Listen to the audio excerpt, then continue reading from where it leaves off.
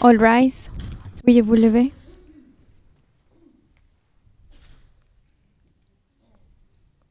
The International Criminal Court is now in session. L'audience de la Cour pénale internationale est ouverte.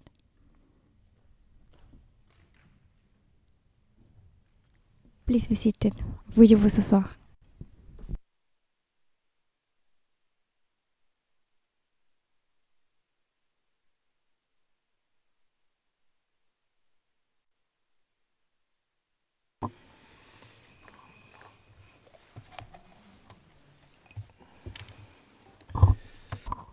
Good morning. Le président, bonjour à tous. Comme nous l'avons dit hier, lors que nous avons levé la séance, nous sommes réunis aujourd'hui pour écouter les arguments portant sur la demande au fin de l'article 81.3c petit i. Nous savons que le procureur a déposé des écritures dans ce sens et je vais d'ailleurs donner la parole immédiatement au représentant du bureau du procureur pour lui demander s'il y a quelque chose à ajouter. Mais je vois qu'il secoue la tête et je souhaite dire aux parties qu'il convient de ne pas prononcer le nom d'État. S'il vous plaît, donc ne prononcez aucun nom d'État. Nous savons parfaitement de quoi nous parlons, mais ne donnez pas les noms, s'il vous plaît. Je donne maintenant la parole au bureau du procureur, ensuite au représentant légal des victimes et aux deux défenses.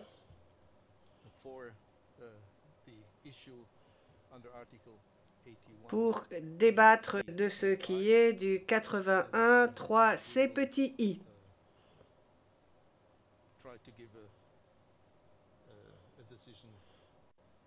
Sachez que nous allons faire de notre mieux pour rendre notre décision dans la journée. Plus tard, bien sûr.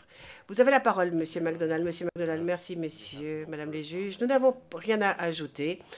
Nous nous contentons de ce qui est dans notre écriture. Le président, très bien. Je donne maintenant la parole à Madame Massida. Maître Massida, vous avez la parole au nom des victimes. Maître Massida, je vous remercie. Madame, Messieurs les juges,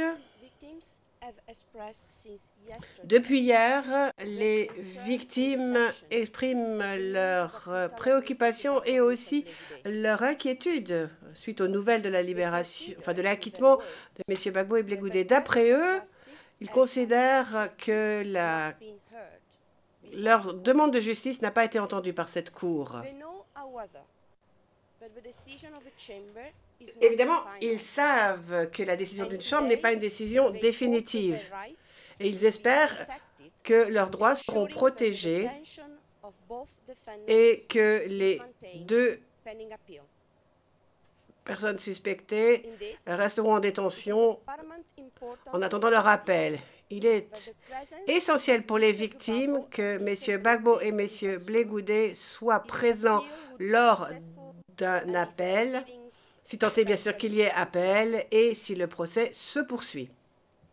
Suite à cet appel, l'accusation dans sa demande express déposée hier soir déclare qu'il y a bel et bien des circonstances exceptionnelles au sens de l'article 81.3c petit i du statut de Rome, qui justifierait que l'on puisse maintenir M. Gbagbo et Blé Goudé en détention.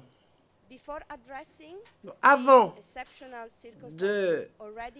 d'aborder ces circonstances exceptionnelles, qui sont de toute façon détaillées dans la requête de l'accusation, je fais valoir que le fait qu'il n'y ait pas de décision motivée est bel et bien une circonstance exceptionnelle, surtout parce que la majorité n'a même pas pu nous dire à quel moment nous disposerions de la motivation de cette décision. Et ceci n'est pas de la pratique de la Cour et handicape sérieusement les parties. Nous considérons Donc, lorsque l'on évalue les conditions de l'article 81.3 CI, il est très difficile de le faire au vu des circonstances, c'est-à-dire le fait qu'il n'y ait pas de motivation. Il est vrai que, au vu des circonstances exceptionnelles, je considère que l'accusation a raison de dire qu'il y a bien des circonstances exceptionnelles. Par exemple, premièrement, qu'il y a un risque d'évasion au cas où la Chambre d'appel infirme la décision sur l'acquittement. Et donc, les accusés ne seraient pas présents pour leur procès. Les deux personnes ont bel et bien les moyens et le soutien leur permettant de fuir. Et c'est d'ailleurs déclaré dans le paragraphe 20 de l'écriture de l'accusation. Ensuite, les infractions sont extrêmement graves et c'est un critère qui doit être pris en compte, comme l'a dit la Chambre dans l'affaire Ngunjolo. Ensuite, probabilité aussi de voir l'appel aboutir. Grande chance que cet appel aboutisse. La majorité nous a donné qu'un résumé très succinct de la motivation de leur acquittement. Il ne nous a jamais dit à quel moment les motivations seraient disponibles et que la décision prise que cette décision a été prise à la majorité. Tout ceci, d'après moi, sont des facteurs qui vont dans le sens de l'aboutissement favorable de l'appel. Ensuite, autre facteur supplémentaire. C'est la deuxième fois dans l'histoire de la Cour que la Chambre a dû trancher une requête aux fins de retrait des charges pour insuffisance de preuves. Or, il n'y a pas de disposition précise pour cette procédure dans le statut de Rome. Il n'y a pas assez de jurisprudence non plus. Et de ce fait, il me semble que l'appel sera très certainement entendu, surtout étant donné l'opinion dissidente de Madame le juge Carbuccia. Ensuite, en ce qui concerne les circonstances exceptionnelles, je tiens à souligner un autre facteur qu'il convient de prendre en compte. Le fait que les personnes accusées puissent éventuellement être libérées a toujours été un grand souci pour les victimes. Et ils craignent ce qui se pourrait passer en Côte d'Ivoire vu le climat très tendu qui règne à Abidjan et en Côte d'Ivoire. Les tensions sont encore très fortes à Abidjan et la libération des accusés pourrait très bien faire monter encore ces tensions. Au vu de ces circonstances, je considère qu'il convient de maintenir M. Baboué Blegoudé en détention en attendant l'appel. Si vous considérez néanmoins qu'il convient de libérer les personnes en question, il convient que cette libération soit sous condition. Nous sommes d'accord avec les conditions énumérées à paragraphe 24 de l'écriture de l'accusation. Mais j'ajoute que de plus, la libération conditionnelle doit être autorisée uniquement dans un pays européen proche de la Cour, proche géographiquement de la Cour, et que la condition numéro 6 du paragraphe 24 de la demande de l'accusation devrait comprendre non seulement le fait de leur interdire tout contact avec les personnes interviewées ou les témoins, mais aussi avec les victimes, tel que cela est prévu à la règle 119.1c du règlement de procédure et de preuve.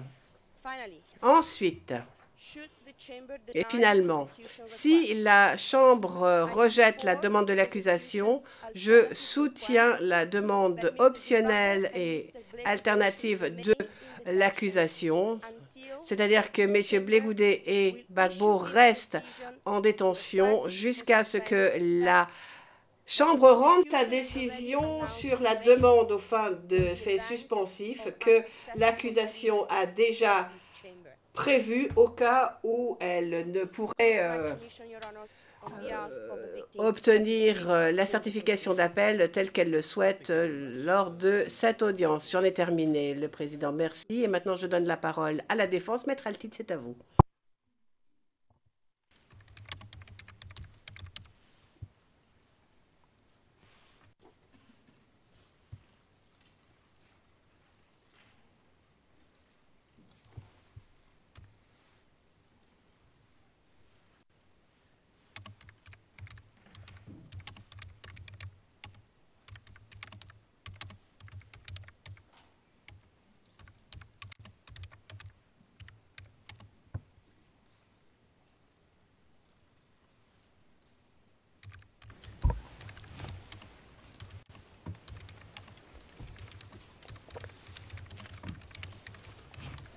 Merci, Monsieur le Président.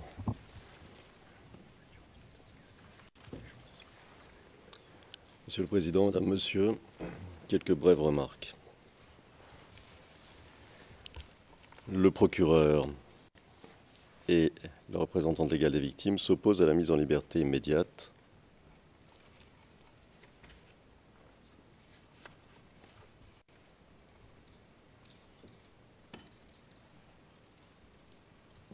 arguant, premièrement, de la gravité des infractions qui sont incluses dans les charges. Deuxièmement, d'un supposé risque de fuite. Troisièmement, des chances de voir l'appel aboutir. Premièrement, la gravité n'est pas une condition de maintien en détention qui soit acceptable ici. En effet, le procureur et la représentante légale des victimes ne donnent aucune indication sur ce qu'ils entendent par gravité. Sauf à dire que tous les crimes relevant de la compétence de la Cour seraient suffisamment graves pour justifier du maintien en détention, ce qui n'aurait pas grand sens, puisque dans ce cas, aucune mise en liberté ne serait jamais prononcée. À l'évidence, ce n'est pas l'intention des rédacteurs du statut de Rome. À l'évidence, ce serait contraire au respect de la liberté comme droit fondamental de la personne.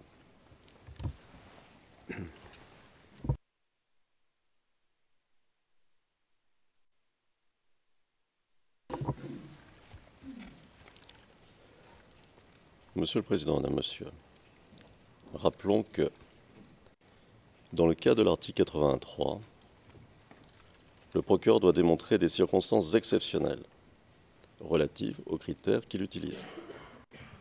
Circonstances exceptionnelles relatives à la gravité, circonstances exceptionnelles relatives au supposé risque de fuite et circonstances exceptionnelles concernant l'appel.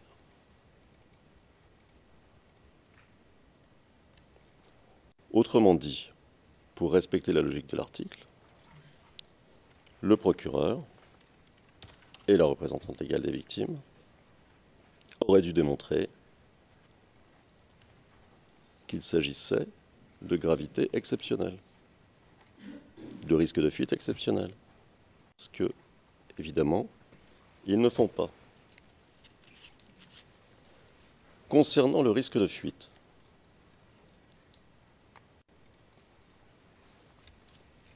le procureur reprend tous les arguments, les mêmes vieux arguments qu'il a utilisés dans le passé pour s'opposer à la liberté.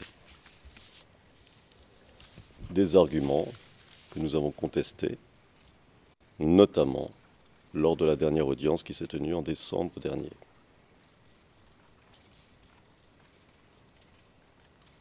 Vous noterez que concernant le risque de fuite, le procureur n'apporte rien, absolument rien d'utile sur ce point. A fortiori, est-il incapable de démontrer qu'il existerait des circonstances exceptionnelles relatives à un prétendu risque de fuite.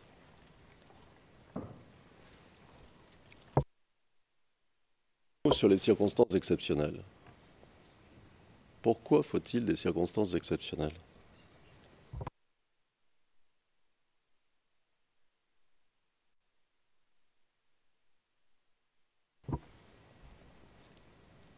Pourquoi des circonstances exceptionnelles? Parce que le contexte a changé. Le contexte est celui d'un acquittement. Le procureur vous tient un langage qui est un langage d'avant acquittement. Comme le disait le président Cotte en 2012, dans l'affaire N'Djoulo, après l'acquittement de M. N'Djoulo, et je cite, « À ce stade procédural, la liberté doit être en effet plus que jamais la règle et la détention l'exception. » Fin de citation. C'est le transcrit T3 du 18 décembre 2012, page 4, lignes 22 et 23.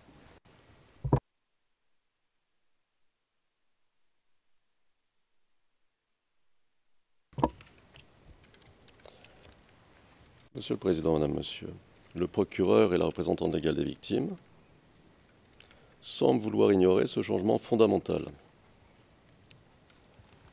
qui résulte de votre décision d'hier. Laurent Gbagbo n'est plus un accusé. Laurent Gbagbo a été acquitté. Il n'est donc plus présumé innocent, il est reconnu innocent. Et cela change tout, évidemment. Il a été acquitté de toutes les charges, de toutes les accusations que le procureur portait contre lui.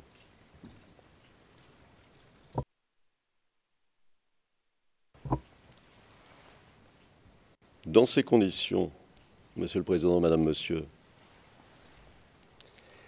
il ne fait aucun sens de considérer que Laurent Gbagbo voudrait se soustraire à la justice. Une justice qu'il a acquittée.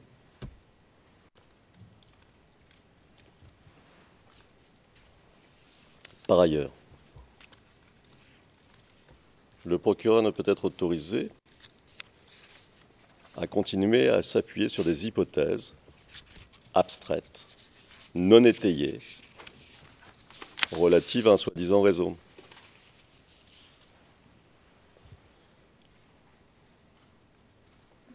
Ici, le procureur aurait dû démontrer plus que jamais la réalité concrète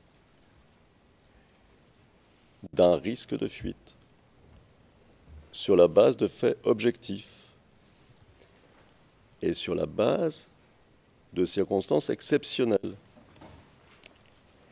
Circonstances exceptionnelles qui sont les seules à permettre qu'une personne acquittée, innocentée, soit maintenue en détention. D'ailleurs, le procureur lui-même reconnaît, dans ses écritures, qu'il doit atteindre un seuil plus élevé du fait du jugement d'acquittement. Seuil qu'il n'atteint évidemment pas.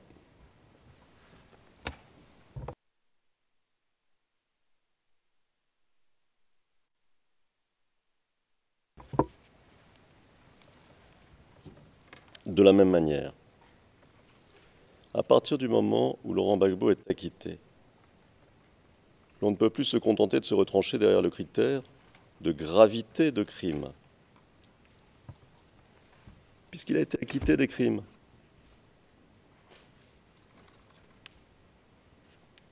Et c'est pourquoi le législateur, le rédacteur du statut, a prévu la notion de circonstances exceptionnelles. Circonstances exceptionnelles que personne, absolument personne, n'a même tenté de démontrer ici.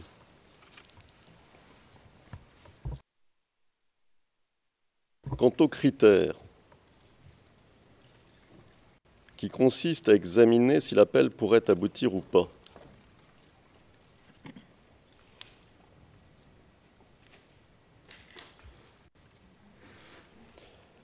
Le procureur et la LRV n'apportent strictement aucun élément. Ils ne peuvent se prévaloir de l'absence de décision écrite pour alléguer de circonstances exceptionnelles qui justifieraient un maintien en détention. Pourquoi ? Parce que des circonstances exceptionnelles doivent pouvoir être objectivement prouvées. Sinon, ce ne sont pas des circonstances exceptionnelles, ce sont des hypothèses. Et c'est ce dont on vous parle, des hypothèses. Or, Monsieur le Président, Madame, Monsieur, en l'absence de décision écrite, il est absolument impossible de déterminer quelle serait la teneur d'un éventuel appel.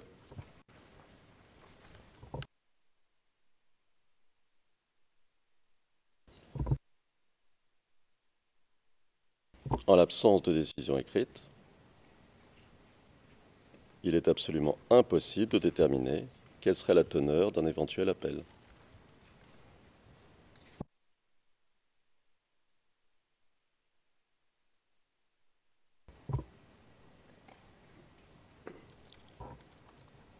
Même si pour les besoins de l'argumentation, la Chambre d'appel devait considérer qu'il aurait été préférable que la Chambre de première instance donne le détail de la motivation, en même temps que la teneur de la motivation.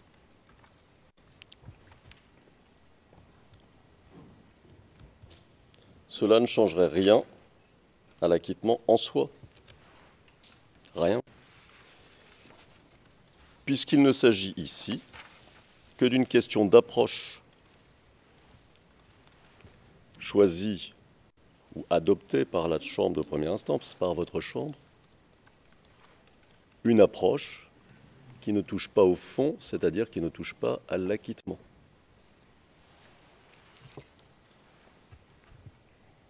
Enfin, le procureur s'appuie sur l'existence d'une opinion dissidente pour arguer de la nécessité d'un maintien en détention. Sur ce point, il convient de noter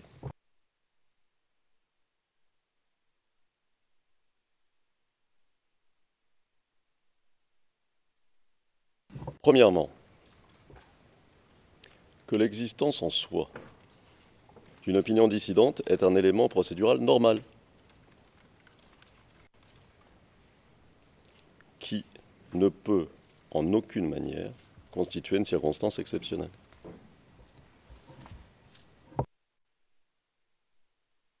Deuxièmement, que l'existence d'une opinion dissidente ne préjuge en rien du résultat d'un éventuel appel. Là encore, pas de circonstances exceptionnelles.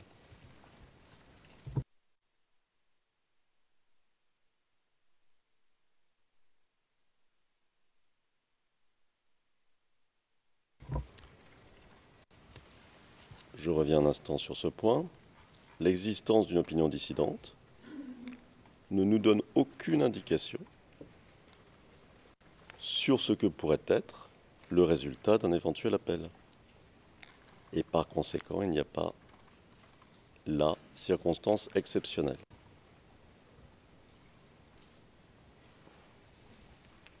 Troisièmement,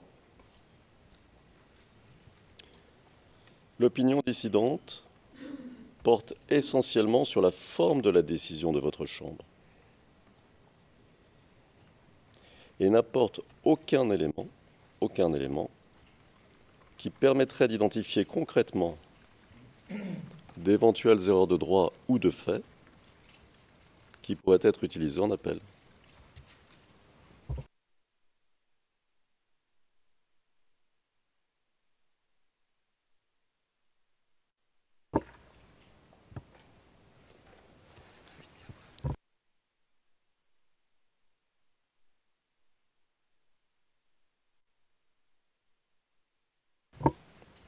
J'insiste,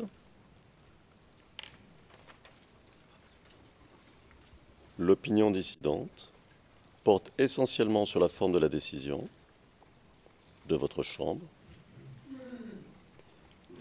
et ne donne aucun élément permettant d'identifier concrètement des erreurs de fait ou de droit qui pourraient être éventuellement utilisées en appel.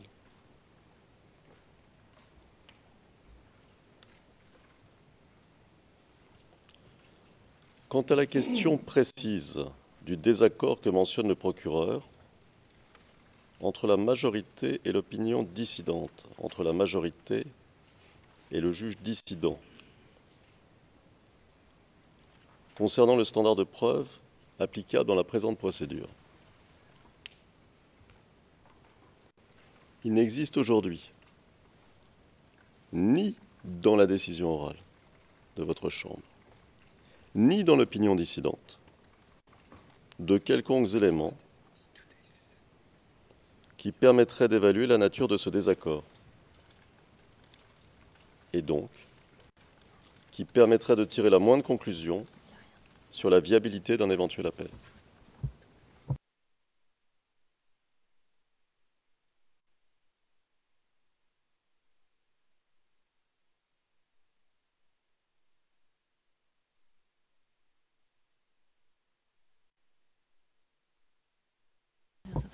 Je vais revenir un instant sur ce point. À propos de la question précise du désaccord que mentionne le procureur, désaccord qu'il postule entre la majorité et le juge décidant. Désaccord portant sur le standard de preuve applicable dans la présente procédure. Mon point est le suivant.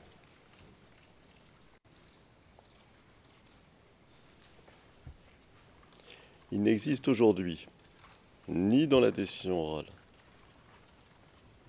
ni dans l'opinion dissidente, de quelconques éléments qui donneraient à comprendre ou qui permettraient d'évaluer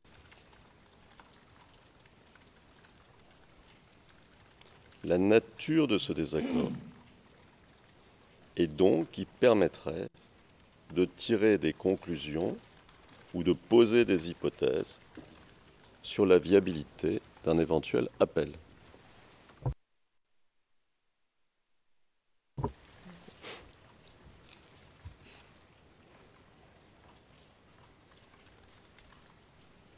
Notons, Monsieur le Président, Madame, Monsieur, que, comme les juges majoritaires, la juge dissidente a indiqué, elle aussi, qu'elle donnerait les raisons de sa position ultérieurement. C'est au paragraphe 48 de l'opinion dissidente, l'écriture 1234.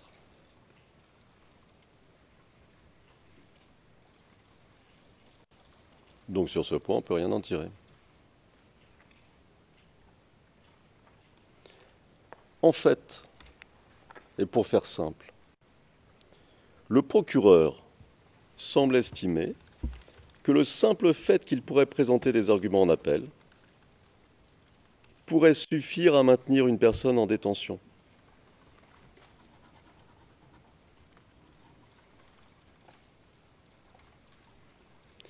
Pourrait suffire à maintenir en détention une personne acquittée.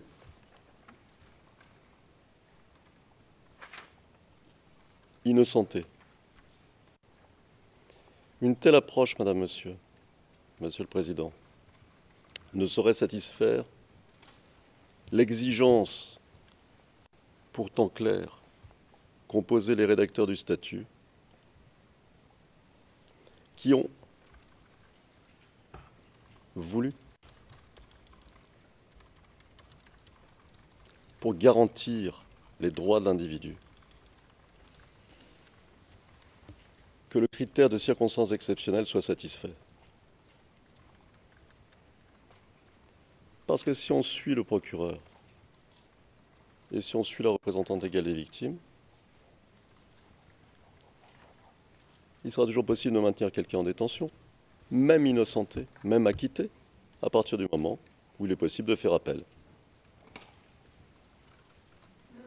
Autrement dit, il sera toujours possible de nier la réalité d'un acquittement.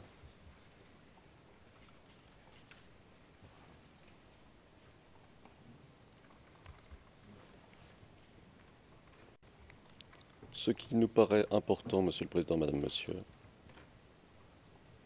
c'est qu'aujourd'hui, il convient de constater que le procureur est incapable, quel que soit l'angle sous lequel on prend la question,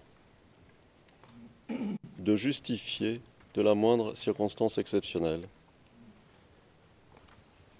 qui pourrait justifier, Monsieur le Président, Madame, Monsieur,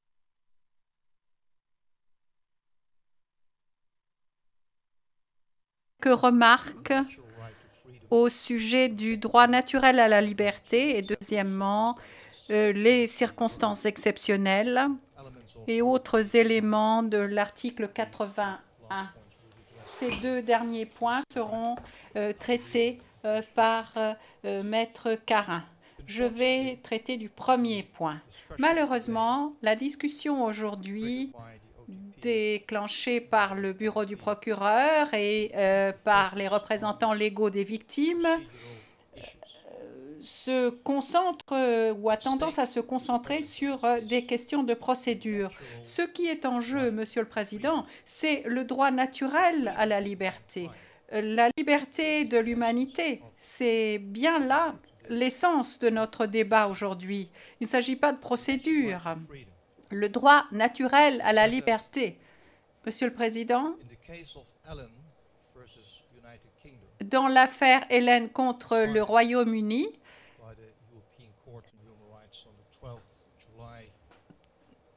tranchée par la Cour européenne des droits de l'homme le 12 juillet 2013, paragraphe 94, vous trouvez ce que pour nous, juristes ici devant cette Cour, vous trouvez ce que signifie le droit naturel de l'humanité. Je cite ce paragraphe. Je cite l'objectif général selon les juges de la Cour européenne, l'objectif général de l'article 6, section 2 de la Convention est de protéger les individus qui ont été acquittés d'une charge pénale ou s'agissant de procédure ou les personnes pour lesquelles la procédure pénale a été interrompue. Éviter qu'ils ne soient traités par les responsables publics et les autorités comme s'ils étaient en fait coupables des délits imputés. Et Monsieur le Président, ceci est ce qui doit nous occuper essentiellement aujourd'hui. Ces deux personnes sont acquittées. Ils doivent se voir redonner leur droit naturel à la liberté. Dans chaque système traité par la Cour européenne des droits de l'homme, c'est ce qui est prévu sans protection pour garantir le respect de l'acquittement. Et je cite toujours le paragraphe 94 de l'affaire Allen contre le Royaume-Uni, sans protection visant à garantir le respect de l'acquittement ou l'interruption du procès, l'équité de la procédure garantit que l'article 6, section 2, ne devienne plus qu'une théorie et une illusion. Voilà pour ce qui est de ma première remarque. Deuxième remarque, dans toute juridiction, dans la mesure où je suis bien informée, la mise en liberté avec les raisons qui suivent, est une conséquence logique du droit naturel à la liberté et est en conformité avec le droit naturel à cette liberté. L'opinion dissidente de Madame le juge Carbuccia dit au paragraphe 33, en référence à l'arrêt de la Cour d'appel Alberta contre Teske, où la Cour dit qu'il est important de prendre des décisions en temps opportun. Et c'est en temps opportun. Bien entendu, le juge de première instance doit bien être conscient du fait que les motivations peuvent arriver après. Mais il n'est pas nécessaire également, toujours selon cet arrêt, et conformément également à la jurisprudence des États-Unis et également la jurisprudence des cours suprêmes en Europe, il n'est pas en contradiction avec le droit international à chaque occasion de rendre une décision complète avec un certain retard. Cela ne veut pas dire que cela implique automatiquement un appel. Nous considérons que mettre une personne accusée en liberté au moment où le tribunal considère qu'il n'y a pas de raison que son affaire se poursuive, eh bien, que cela est en conformité avec le droit international et avec les juridictions. Cette notion, ce droit naturel à la liberté après l'acquittement, le droit naturel à la liberté doit être rendu à l'accusé. Nous retrouvons cela également à l'article 81.3c petit i. La Chambre d'appel, en effet, dans l'affaire Anguijolo, a déjà constaté que la règle est qu'une personne acquittée doit être remise en liberté. C'est là la règle. Et ce droit naturel à la liberté est également clairement repris dans le droit international des traités. L'article 9 de l'ICPR, l'article 5, section 3 de la Convention européenne des droits de l'homme, l'article 7 de la Convention américaine des droits de l'homme, l'article 6 de la Charte africaine sur le droit des peuples et les droits humains. Donc la conclusion est clairement que maintenir en détention une personne acquittée en attendant l'issue de l'appel est clairement en contradiction avec le droit international et avec le droit naturel de l'humanité à être en liberté. Je vous renvoie également à toute la jurisprudence à cet égard de la Cour européenne des droits de l'homme. Monsieur le Président, ceci dit, j'ai aussi observé que d'autres juges dans cette Cour ont repris cette même opinion, à savoir comment interpréter les droits de l'homme dans le contexte de la procédure devant la CPI. D'abord, le juge président, le juge Cotte, dans Anguijolo, a clairement indiqué que l'évaluation qui doit être faite du maintien en détention après l'acquittement, doit se faire dans le contexte justement de cet acquittement. Ce terme n'a pas été repris dans la version anglaise de la transcription. Il est clairement dit en tout cas que le juge Cotte voulait qu'il n'y ait pas de raison pour limiter la portée de cet acquittement.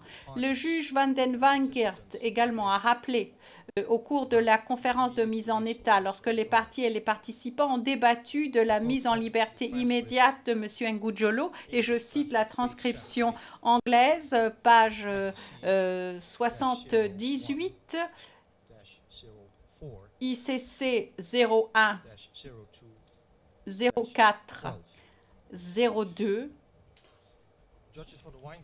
12, le juge Van den Wingert a demandé à l'accusation ce qui suit, en parlant des critères de la gravité, du critère visant la gravité des charges. Vous n'avez pas développé de manière importante la gravité du crime. Et une fois encore, ce qui est spécifique à cet égard, étant donné que chaque accusé devant cette cour, pour chaque accusé devant cette cour, bien entendu, les faits ou événements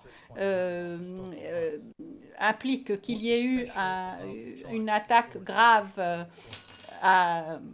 en cause, eh bien, la juge Van den Wingert avait totalement raison. Ce qui est spécifique au sujet d'une inculpation devant la Cour pénale internationale, c'est que les charges sont a priori graves et par conséquent, les charges ne peuvent pas constituer une circonstance exceptionnelle. Monsieur le Président, ce droit naturel qui doit être rendu à ces deux accusés doit se prolonger dans le centre même du débat. Nous ne parlons plus d'une mise en liberté provisoire, nous parlons d'une mise en liberté immédiate. En d'autres termes, outre la présomption d'innocence qui doit toujours s'appliquer dans tous les cas, il y a ici une dimension supplémentaire et c'est la préservation de la liberté de la personne. La liberté d'une personne qui a été jugée et qui a été déclarée non coupable. C'est la dimension supplémentaire qui vient compléter la présomption d'innocence. Et cette présomption supplémentaire, la préservation de la liberté de la personne qui a été jugée et considérée comme non coupable par les juges, a bien entendu des conséquences pour le débat que nous menons aujourd'hui. Nous voulons faire valoir que la nécessité de conditions à la mise en liberté est une question qui doit être examinée à la lumière du droit international et du droit des traités. Ce qui signifie que la discussion en ce qui concerne les conditions de mise en liberté, c'est une discussion qui doit avoir lieu dans le contexte d'une mise en liberté immédiate. À part cela, l'accusation n'a pas prouvé que ces conditions étaient effectivement nécessaires en la présente affaire. Deuxièmement, en ce qui concerne le caractère, en ce qui concerne les circonstances exceptionnelles, Monsieur le Président, nous considérons que l'accusation se livre à une interprétation erronée de la structure et du libellé de l'article 81.3c petit i. Le risque concret d'une fuite et le caractère grave du crime sont des facteurs qui sont séparés des circonstances exceptionnelles. Un risque concret de fuite est un facteur qui doit être mentionné dans cette disposition, mais ça ne veut pas dire qu'il fasse partie du concept de circonstances exceptionnelles. L'article 81.3c petit i, par conséquent, ne donne pas au critère risque de fuite le statut de critère en ce qui concerne les circonstances exceptionnelles. Ce sont deux critères bien distincts et bien séparés. Vous pouvez le trouver également dans le texte du 81C petit i qui dit que pour ce qui est des circonstances exceptionnelles et ayant pris en considération le risque concret de fuite. Donc, c'est une accumulation de facteurs. Les facteurs sont mentionnés après les termes et en prenant en compte, entre autres, ceci. Ce sont des facteurs qui ne doivent pas déterminer le critère de circonstances exceptionnelles. En conséquence, C'est aussi le point de vue de la juge Van den Wingert dans l'affaire Ngujolo, où elle a effectivement fait une distinction claire entre d'un côté les circonstances exceptionnelles et d'un autre côté les facteurs spécifiques tels que le risque de fuite, la gravité du crime et la probabilité d'un aboutissement de l'appel. Ceci observé, Monsieur le Président, nous pouvons conclure par conséquent que l'accusation n'a pas prouvé de circonstances exceptionnelles parce que l'accusation définit ces circonstances exceptionnelles alléguées par des facteurs qui sont clairement séparés du critère visé à l'article 81.3c petit i. Enfin, le premier facteur spécifique, à notre avis, ne doit pas être la circonstance exceptionnelle, le risque concret de fuite. Ce n'est pas une circonstance exceptionnelle. Comme la Cour s'en souviendra, la défense de M. Blégoudet le 13 décembre 2018, lorsqu'il y a eu une discussion en ce qui concerne la mise en liberté provisoire, a déjà évoqué la question d'un soi-disant risque de fuite. En outre, Monsieur le Président, nous vous renvoyons à une décision importante de la Cour européenne des droits de l'homme, Batchef contre Mogava,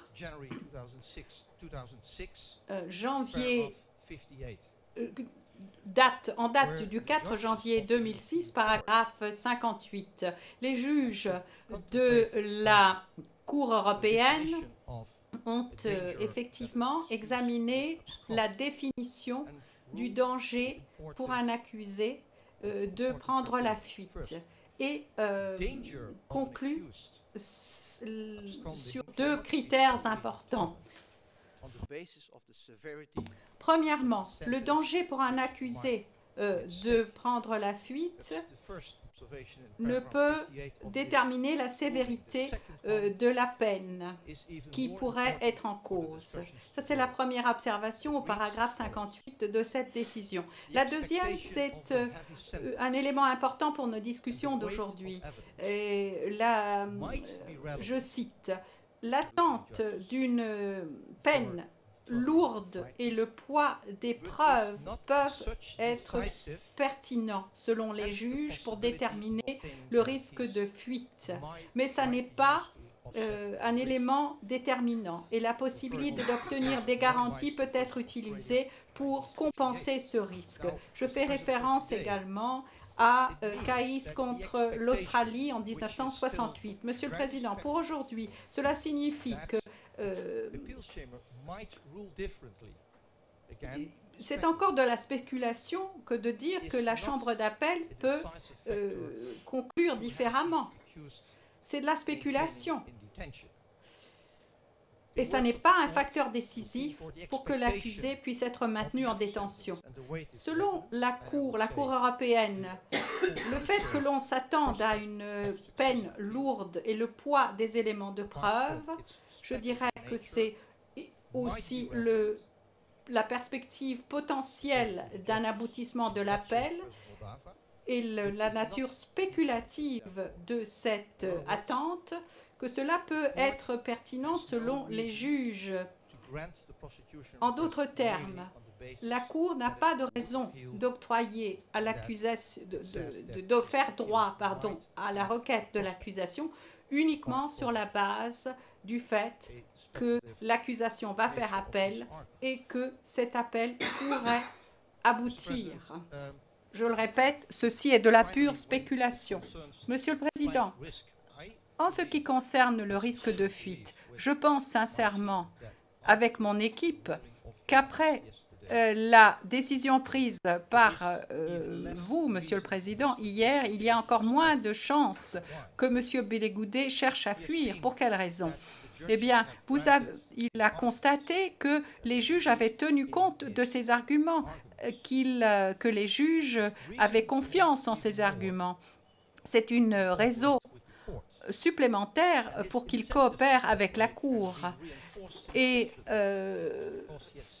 sa motivation à coopérer avec la Cour s'est trouvée encore renforcée depuis hier, puisqu'il a constaté que la justice a été rendue pour un défendeurs comme M. Blé-Goudet, eh bien, c'est vraiment l'incitation la plus pertinente que l'on puisse imaginer. Après un acquittement, il y a même une raison pour que cette personne puisse comparaître dans le cadre d'une procédure d'appel pour voir son acquittement confirmé. Par conséquent, Monsieur le Président, la Cour dispose elle-même d'une assurance sans qu'aucune des conditions ne soit nécessaire.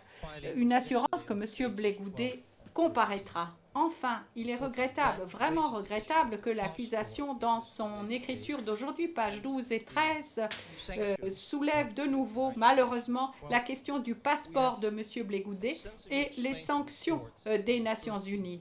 Nous avons longuement expliqué à la Cour le 13 décembre de l'année dernière notre position en ce qui concerne ces passeports. C'est quelque chose qui a eu lieu il y a 5 ans, 6 ans, même 7 ans. Et ces passeports, d'ailleurs, n'ont jamais été utilisés par M. Blé-Goudet. Mais le temps a passé et c'est une observation qui est importante pour la Cour européenne. Si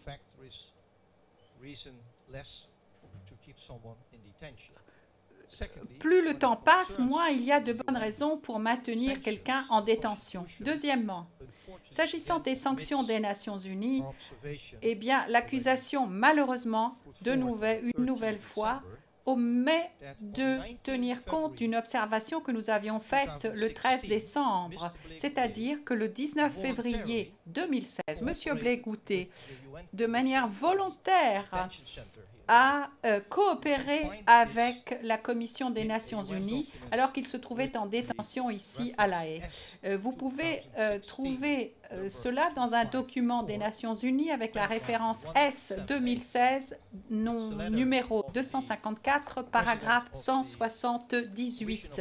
Il s'agit d'une lettre du président de la commission d'enquête de la Côte d'Ivoire à l'adresse du président du Conseil de sécurité et également sur la base d'un entretien accordé par M. Blé-Goudet à cette commission de manière spontanée, volontaire. Les sanctions ont finalement été levées le 28 avril 2016 par une résolution 2283, résolution qui lève toute interdiction, y compris l'interdiction de voyager de M. Blé-Goudet. Par conséquent, la référence dans l'écriture de l'accusation à une situation qui a duré jusqu'en 2013 et 2016, eh bien, c'est une observation qui n'a plus de pertinence aujourd'hui. À part le fait que les 6 années qui se sont écoulées depuis les soi-disant incidents. La situation est que aujourd'hui, il n'y a plus d'interdiction de voyager ou de sanctions, quelles qu'elles soient, contre M. Blé-Goudet. En d'autres termes, l'accusation ne peut pas déduire un risque de fuite d'action qui remonte à plusieurs années.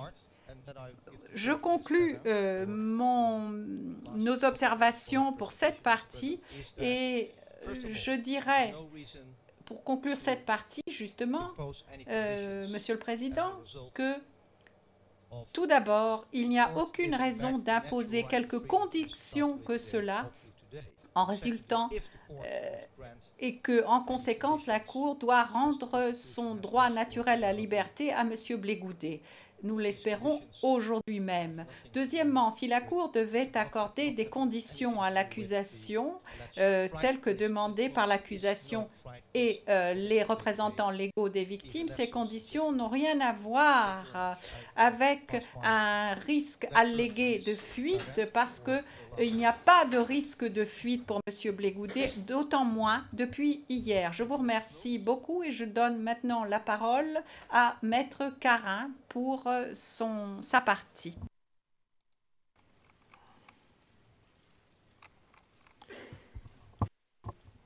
Ms. Carin, please. Le président, Maître Carin, vous avez la parole. Maître Carin, bonjour, Madame, Messieurs les juges. Donc, je vais maintenant parler de la gravité de l'infraction. Et donc, je serai très brève en parlant de ce critère. Comment dire?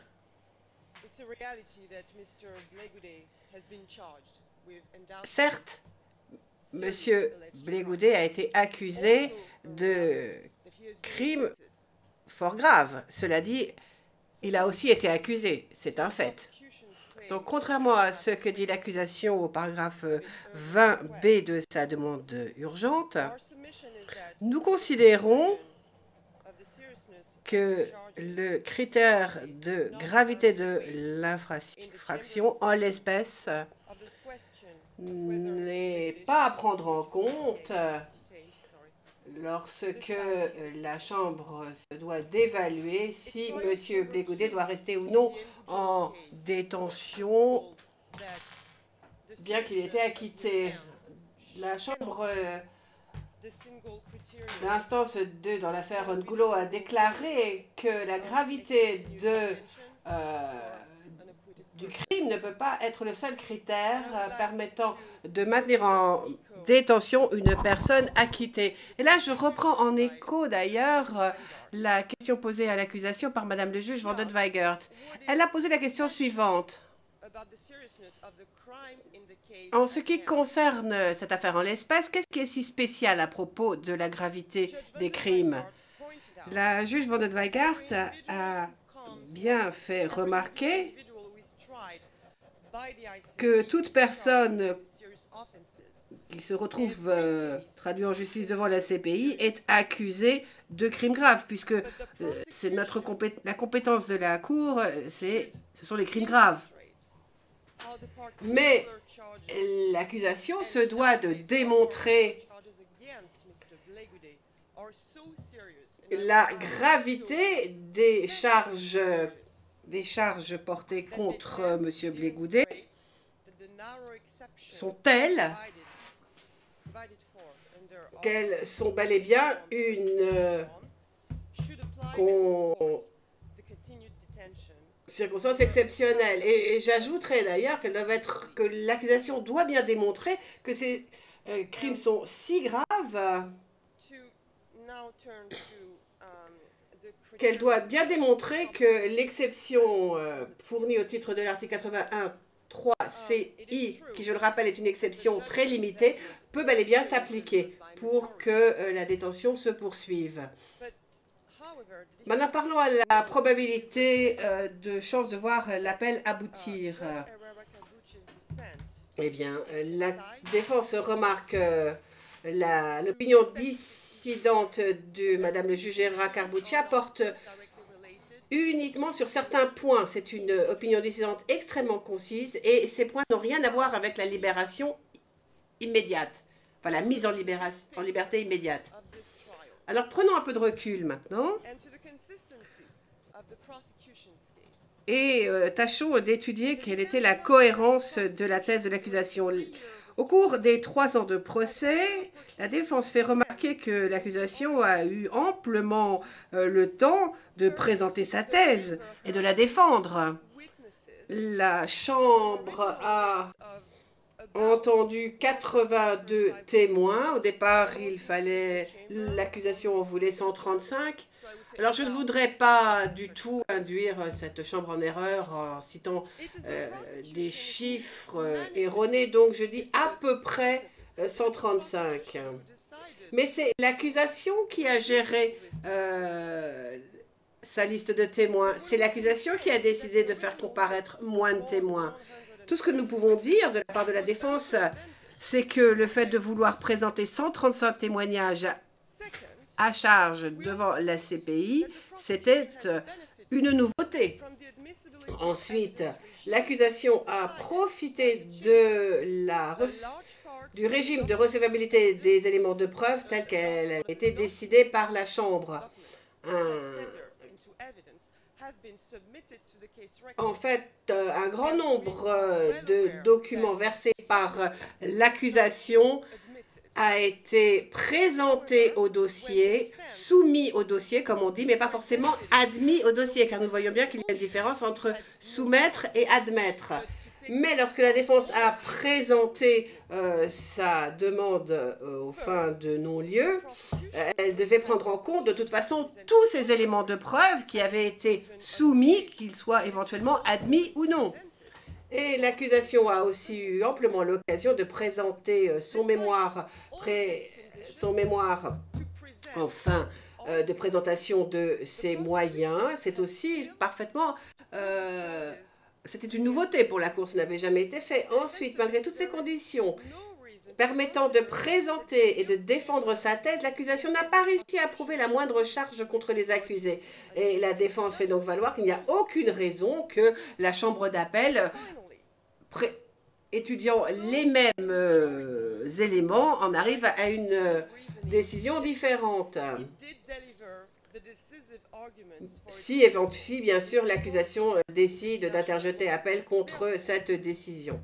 Et enfin, bien que la majorité n'ait pas fourni la totalité de ses motivations dans son jugement, elle a quand même donné quelques arguments permettant de décider de l'acquittement, arguments qui sont parfaitement conformes au droit international. Donc, la probabilité de voir l'appel aboutir est extrêmement limitée, contrairement à ce que voudrait vous faire croire l'accusation du président. Merci. Maître Knops, je tiens à reprendre la parole, parce que je voudrais dire que le fait de maintenir M. Blégoudé en détention, c'est-à-dire ou éventuellement lui permettre une mise en liberté, mais sous condition uniquement, cela équivaudrait en fait à considérer qu'il est coupable. Donc, lorsque nous étudions Allen versus United Kingdom au paragraphe 94, au vu, donc, qui est un texte permettant de protéger les individus qui ont été acquittés de crimes, éviter donc qu'ils soient traités par les responsables publics ou les autorités comme s'ils avaient véritablement commis ce crime et qu'ils avaient été jugés coupables, est complètement contraire au droit international. Donc nous faisons valoir que la demande de l'accusation au paragraphe 29 de sa requête, qui demande que la Cour prenne des mesures pour que des personnes qui ont été acquittées restent en détention, certes, c'est maintenant à la Chambre d'appel de prendre sa décision éventuellement, mais c'est quand même la Cour en tant que telle qui est requise par l'accusation de maintenir M. Blégoudé en détention et en attendant qu'il y ait éventuellement un appel. Cela n'est pas du tout conforme au droit. Cela signifierait que les gens qui ont été acquittés sont encore traités comme des coupables parce qu'ils sont encore en détention et qu'on veut les maintenir en détention. Et pour ce qui est de la demande alternative de l'accusation au paragraphe 29, nous considérons qu'il ne convient pas que votre Chambre y fasse droit. Le Président, merci beaucoup. Mais je vois que M. MacDonald est debout. M. MacDonald, je voudrais répondre aux deux équipes de la défense, mais de façon concise, bien sûr, et discrète. Il est important pour votre Chambre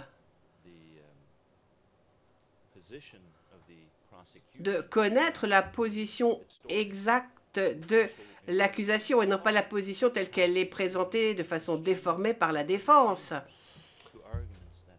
Et nous voulons aussi vous rappeler quelles sont ces décisions qui viennent d'être citées et en quoi elles ont à voir avec notre affaire. Par exemple, cette affaire Allen qui vient juste d'être citée, qui n'a absolument rien à voir avec l'affaire en l'espèce. Donc j'aimerais vraiment pouvoir vous parler. Le Président, oui, je vais vous donner quelques minutes. D'accord, mais ça signifie qu'il va falloir revenir encore une fois sur le métier, c'est bien cela? Le procureur, tout à fait. Le Président Metratit, qu'avez-vous à dire?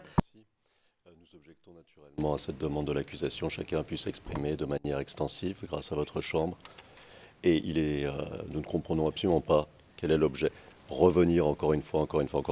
Chacun a pu s'exprimer comme il le souhaitait. Arrêtons là les frais, s'il vous plaît, Monsieur le Président.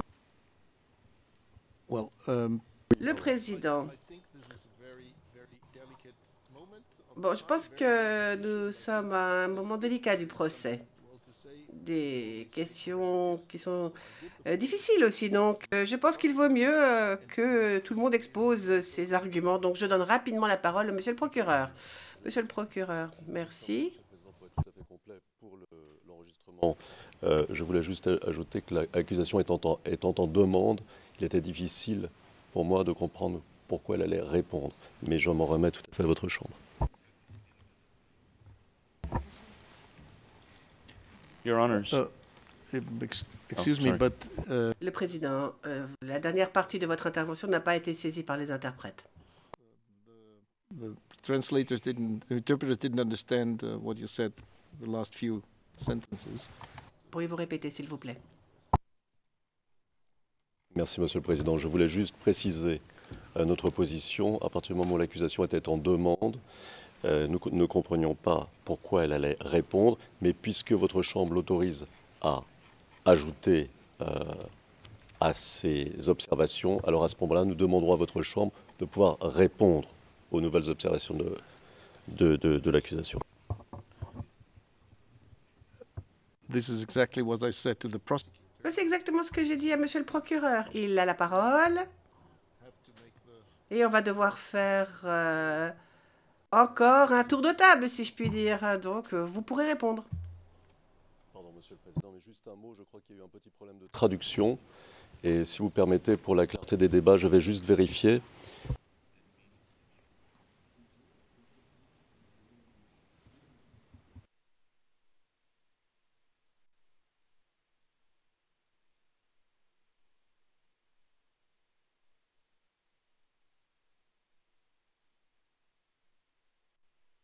Alors, peut-être un mot pour essayer d'éclaircir les choses. Ce que je disais, c'est que le procureur, ayant initié le débat et présenté une demande, il nous semblait inutile qu'il intervienne à nouveau, mais à partir du moment où votre Chambre l'autorise à intervenir à nouveau, nous pensons qu'il... Et je crois, Monsieur le Président, que vous avez déjà dit oui. Nous pensons utile et indispensable que nous puissions répondre aux nouvelles observations du procureur. Je crois qu'il y a eu un petit problème de traduction. J'espère que les choses sont plus claires maintenant. Maître Altit, just for you. Le Président, Maître Altit, j'ai dit, étant donné l'importance du sujet débattu, je vais exceptionnellement rendre la parole à Monsieur MacDonald pour quelques remarques brèves portant sur ce qui a été dit par la défense. Et ensuite, bien évidemment, je donnerai la parole au LRV et aux équipes de la défense. C'était par cela que je voulais dire remettre sur le métier, donc faire le tour de table à nouveau. Merci. Thank you, Your Honors. Monsieur MacDonald, je vous remercie. Madame, Messieurs les juges, je vais commencer par ce que Maître Knops vient de vous dire de l'équipe Blégoudet. Regardez le paragraphe 94 et aussi regardez quelle est cette décision Allen et dans quel contexte elle a été prise. Elle n'a absolument rien à voir avec ce qui nous intéresse ici. Alors, nous faisons valoir que Monsieur Blégoudet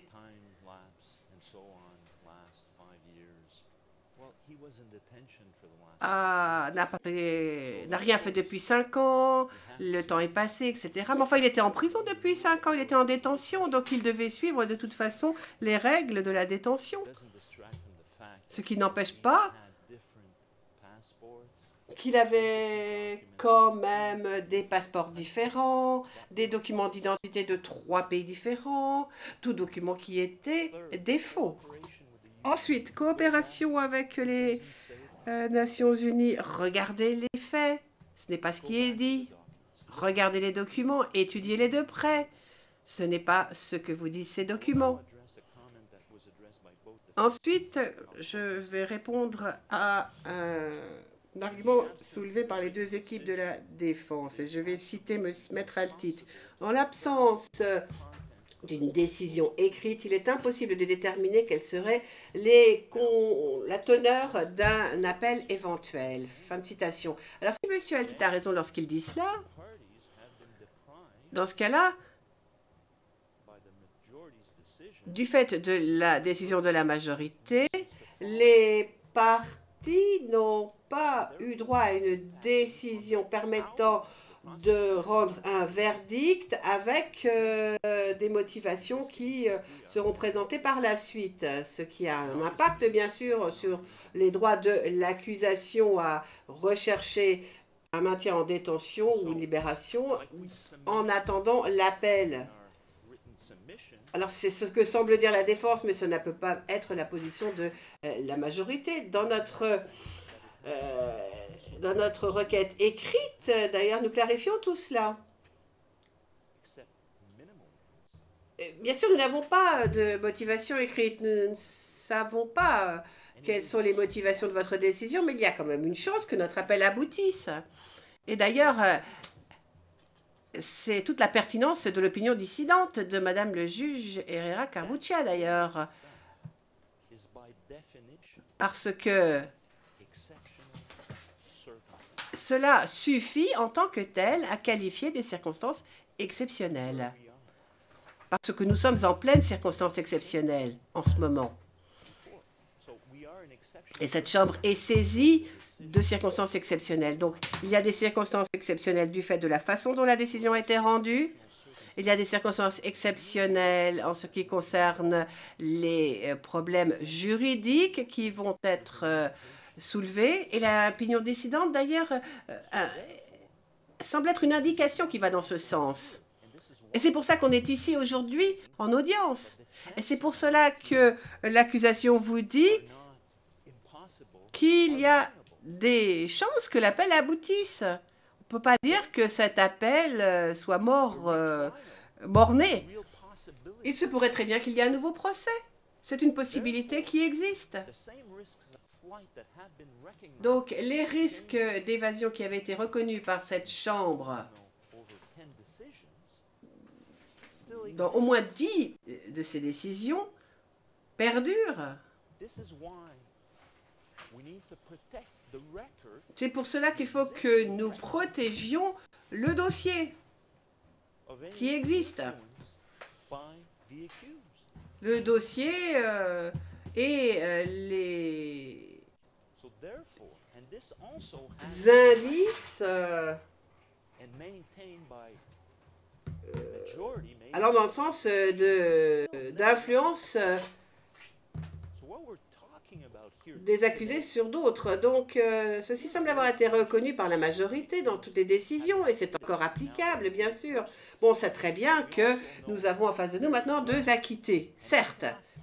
Mais je sais aussi que je ne peux pas commenter une décision qui n'a pas été rendue parce qu'on ne voudrait pas qu'on pense que nous sommes en train d'influencer la Chambre d'une manière ou d'une autre. Il faut faire attention aux apparences. Donc oui, certes, les accusés ont été acquittés. Et la plupart des sujets seront traités dans un autre forum, nous le savons bien. Mais du fait de la nouveauté de l'espèce, c'est-à-dire le fait qu'on ait un acquittement après une requête afin de retirer les charges pour insuffisance de preuve de la part de l'accusation, c'est la première fois que ça arrive ici. Donc,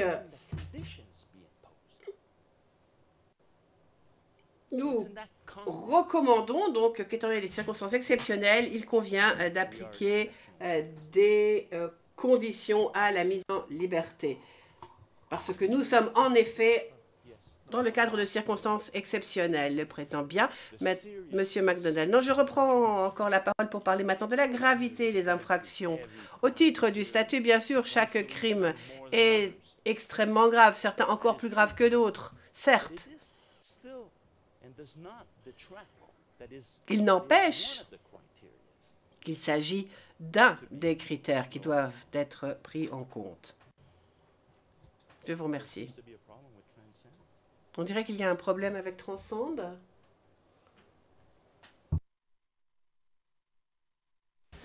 Thank you, Your Honors. I'm sorry. Je vous remercie, Madame, Messieurs les juges, le président, bien, les représentants légaux des victimes. Merci. Je n'ai qu'un commentaire à faire après avoir entendu les arguments de l'accusation. Donc, on va parler de la gravité des infractions, qui n'est pas le seul fait à prendre en compte, bien sûr, il y a les autres. Et je tiens aussi à dire, en ce qui concerne la question, la décision de Gunjolo, je tiens à vous rappeler la transcription de cette affaire lors de l'audience, n'est-ce pas, à propos donc, de l'audience Gunjolo portant sur le même sujet. Je cite, « La Chambre souhaite aussi souligner que cette décision d'acquittement a été rendue à l'unanimité et que la probabilité de voir l'appel aboutir aurait pu être fort différent s'il y avait eu une opinion séparée et une opinion dissidente, ce qui n'était pas le cas en l'espèce. Et là, je parle de l'affaire Gunjolo. Or, ici, nous avons une opinion dissidence et nous pensons que vous devriez prendre cela en compte lorsque vous allez rendre votre décision sur les chances de voir l'appel aboutir. La référence donc est ICC 01040212, transcription 3, version anglaise, page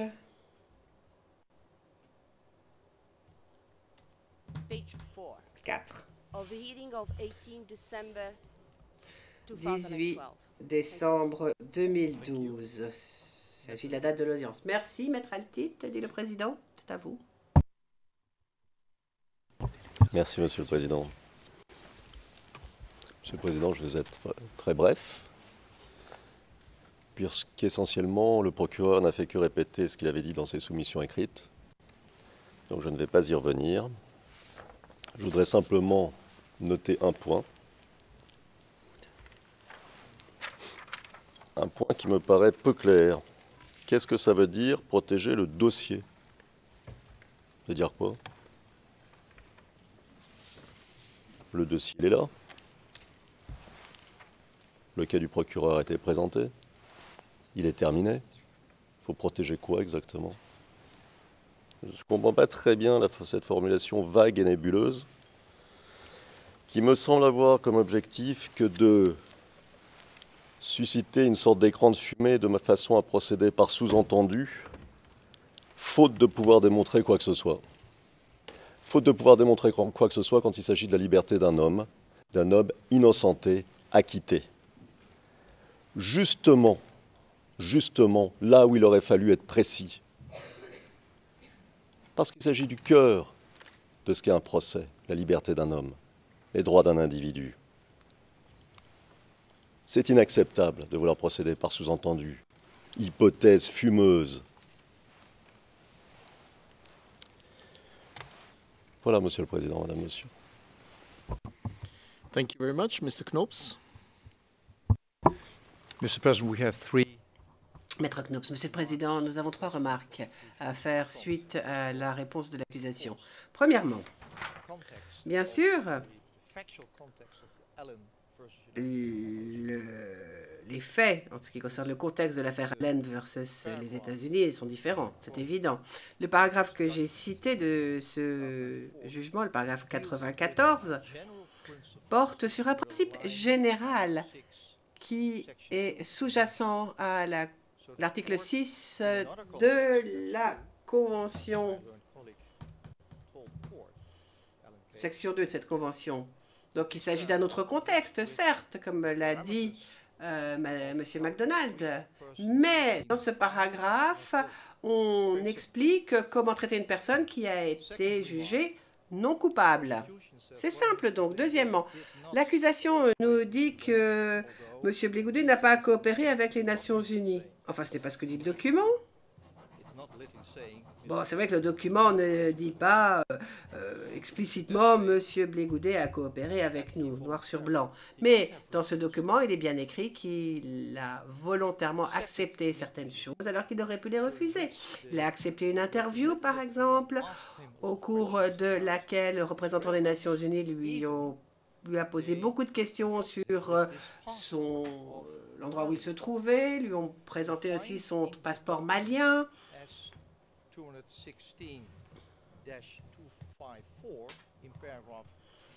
Dans ce document 216254 au paragraphe 178 et 179, j'ai le document sous la main d'ailleurs, on voit bien que les représentants qui sont allés au centre de détention des Nations Unies pour rencontrer M. Blégoudet, d'abord ont été reçus par M.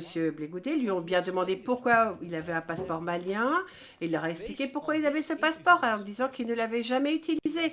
Et cette interview a eu lieu en 2016, et suite à cette interview, les sanctions ont été levées, y compris l'interdiction de voyage. Donc pour les Nations Unies, il semble que le fait que M. Blégoudet ait beaucoup de passeports qu'il n'avait pas utilisés n'était pas vraiment un problème. Ça, c'est de l'histoire ancienne. Tournons la page, c'est fini, ça n'a rien à voir avec la détention. Et ici, on parle d'une personne de l'article 54, donc, qui coopère volontairement avec une organisation internationale. C'est ce qui se passe aujourd'hui et je ne parle pas de ce qui s'est passé en 2013 à ce sujet. Maintenant, pour ce qui est du risque d'évasion, l'accusation a bien relevé, ce que savait la Chambre d'ailleurs, qu'il n'y a pas eu de circonstances exceptionnelles acceptées par la Chambre dans l'affaire Ngundjolo. Bien qu'il y ait eu une allégation sur laquelle M. Ngundjolo se serait échappé de prison après une ordonnance de cour militaire, et même après que des allégations aient été portées contre lui, comme quoi il aurait intimidé des témoins. Même après toutes ces allégations, la Chambre n'a pas considéré qu'il y avait des circonstances exceptionnelles et ne permettant pas sa libération. Et pour M. Blégoudet, ces éléments ne sont pas là de toute façon. L'affaire Blégoudet est différente. Donc, Monsieur le Président, l'accusation semble vous dire nous avons des circonstances exceptionnelles du fait de l'opinion dissidente. J'ai un très grand respect pour l'opinion dissidente de Madame le juge Karbouchia, mais il n'empêche que les faits sont là, les faits sont têtus. Il s'agit d'un acquittement. Et j'ai lu d'ailleurs cette opinion dissidente avec énormément d'intérêt. Et je tiens à remarquer, ce n'est pas d'ailleurs ce qu'a dit l'accusation à la Chambre. Au paragraphe 37 de cette opinion dissidente, la juge dissidente a écrit, et je cite, « Je respecte la décision de la majorité d'acquitter l'accusé. Je reconnais que tout accusé est présumé innocent jusqu'à ce qu'il soit reconnu coupable et a le droit d'être libéré immédiatement s'il est acquitté. » C'est écrit. Nous sommes des professionnels du droit. C'est un droit naturel. Alors, laissons de côté cette opinion dissidente et tous les arguments que l'on peut soulever à ce propos. Ce sera la chambre d'appel d'en juger. Même avec l'opinion dissidente, de toute façon, le droit de M. Blégoudet est un droit à être libéré immédiatement. Donc, rendez à M. Blégoudet son droit naturel à la liberté, droit qui se trouve dans tout instrument international et qui explique bien que M. Blégoudet doit être libéré aujourd'hui. Merci beaucoup, le Président. Merci. J'ai deux questions. Une que je dois soulever en audience publique et l'autre à huis clos partiel. Et ces deux questions sont essentielles pour que nous puissions rendre une décision. Donc, je vais demander aux équipes de la défense. Bon, Maître Knopf semble avoir fait allusion à la chose, mais n'a pas été extrêmement clair. Page 19, ligne 22 de la transcription d'aujourd'hui. À un moment, vous avez bien dit, Maître Knopf, Et donc, Monsieur le Président, la Cour est déjà certaine que même sans condition associée à sa libération, Monsieur Begouda comparaîtra éventuellement. Alors j'aimerais bien que les deux équipes de la défense soient plus claires. Est-ce que les deux personnes en cause sont prêtes à signer un document sur l'honneur comme quoi ils comparaîtront si nécessaire? Et les conseils de la défense sont-ils aussi prêts à apposer leur signature aux fins de servir de garant? Alors c'est la première question que je vous pose. Vous êtes d'accord avec cela?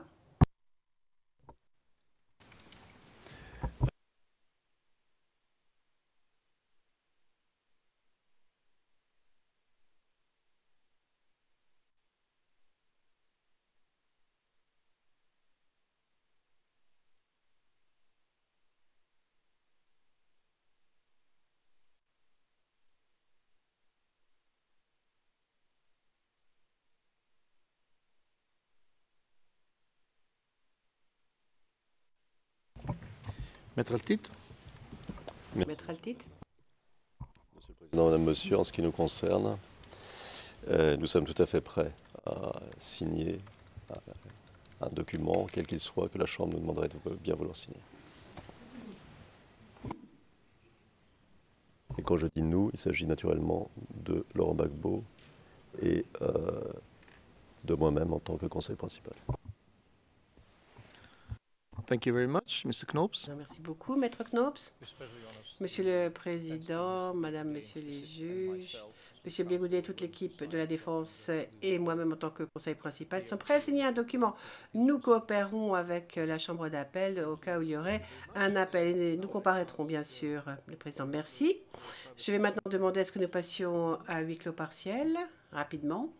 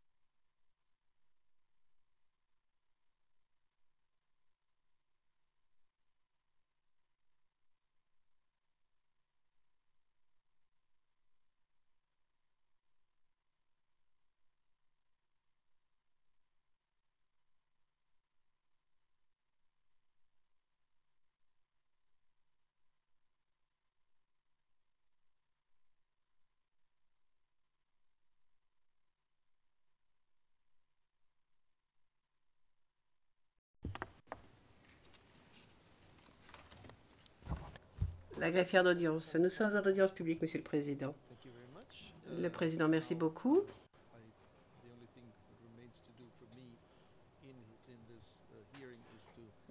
Maintenant, il faut que je lève la séance. La Chambre ne peut pas vous dire exactement à quelle heure la décision sera rendue en audience publique. sur la requête aux fins de l'article 81. Sachez que la réponse sera rendue aujourd'hui, mais pas avant 15 heures, ça c'est sûr. Mais nous resterons en contact avec Madame le greffier d'audience et nous vous dirons exactement ce qu'il en est. En tout cas, jusqu'à 15 heures, vous êtes libre. Merci.